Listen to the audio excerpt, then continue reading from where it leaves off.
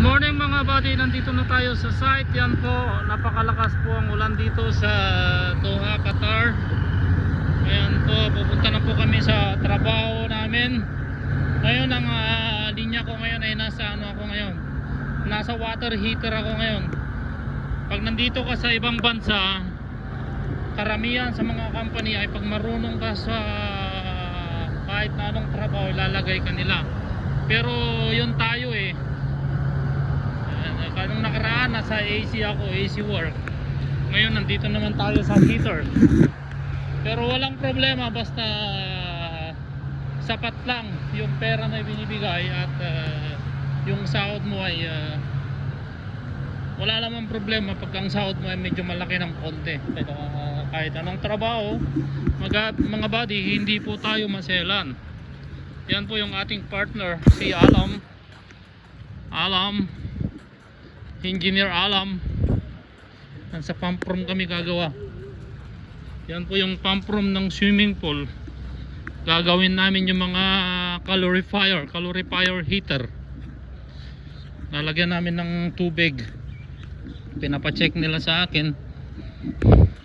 Kasi yan po ang ating trabaho nung tayo dumating dito sa Qatar nung una pa lang, nung 2012. Ayan mga buddy, ito po yung nilagyan namin ng tubig kahapon, yung calorifier heater.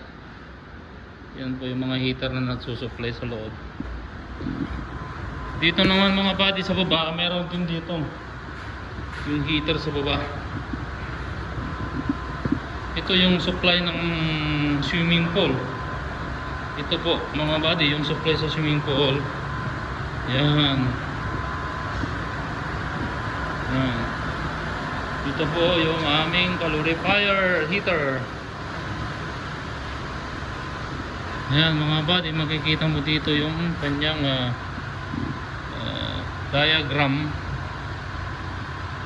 Hindi natin maintindihan kasi ano to, Russian yata yung pagkakasulat. Ito mga buddy, yung ating gate valve.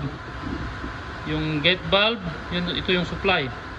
NRB, ito yung lalagyan ng gauge. Ito naman po yung drain na backflow na drain. Ayan mga buddy, ito yung drain nya mga buddy. Ayan. Yan si Alom. Preparing. Ayan mga buddy, ito po yung aming calorifier.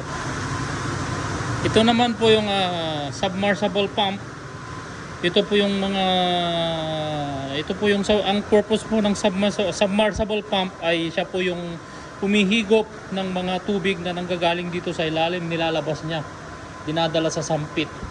Kaya po mga buddy, meron tayong dalawang valve dyan, may NRB. Ito po yung mga motor, yung submersible. Yan mga buddy. Pag yung tubig ay umapaw dito sa loob, pupunta dyan, higupin yung pataas automatic yan mga buddy. Ayan mga buddy, yung ating mga pump para sa swimming pool. Ayan, mga supply mga buddy. Okay mga buddy, hanggang dito na lang muna at ako'y mag-prepare na. Lalagyan namin ito ng tubig.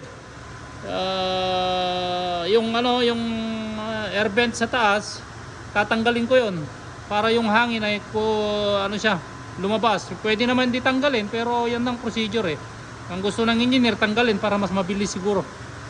Mga buddy, kami po yung mag-uumpisa na, hindi ko na mabibideo ito.